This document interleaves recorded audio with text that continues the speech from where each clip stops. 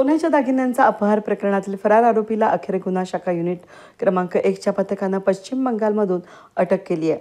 अमित सुखदेव भुनिया, वय वर्ष 38, खानवे निवास मखमलाबाद नाका पंचवटी नाशिक या ठिकाणी राहणारा असून मूळ राहणारा रविदासपूर पोलीस स्टेशन दासपूर जिल्हा पश्चिम मेदिनीपूर पश्चिम बंगाल या असं अटक केलेल्या आरोपीचं नाव आहे. संगीता सतीश माळवे, वय वर्ष 35, खानवे निवास मखमलाबाद नाका नाशिक यांनी दिलेल्या फिर्यादीवरून पंचवटी पोलीस ठाण्यात गुन्हा दाखल करण्यात आला होता. गुन्हा दाखल झाल्यानंतर आरोपी अमित भुनिया फरार झाला होता. पोलीस आयुक्त संदीप कर्णिक, पोलीस उपायुक्त प्रशांत बच्चाव, सहाय्यक पोलीस आयुक्त संदीप मिटके यांनी आरोपीच्या शोधासाठी विशेष निर्देश दिले होते.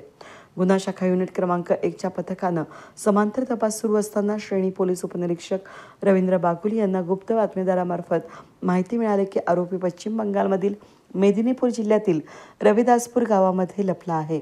वरिष्ठ पोलीस निरीक्षक मधुकर कड यांच्या मार्गदर्शनाखाली पोलीस उपनिरीक्षक चेतन श्रीवंत, पोलीस उपनिरीक्षक रवींद्र बागुल, पोलीस हवालदार प्रवीण वाघमारे, प्रदीप चंद्रकांत मस्वे, संदीप भांड आणि नाझीम पठाण यांच्या पथकानं पश्चिम बंगाल गाठलं.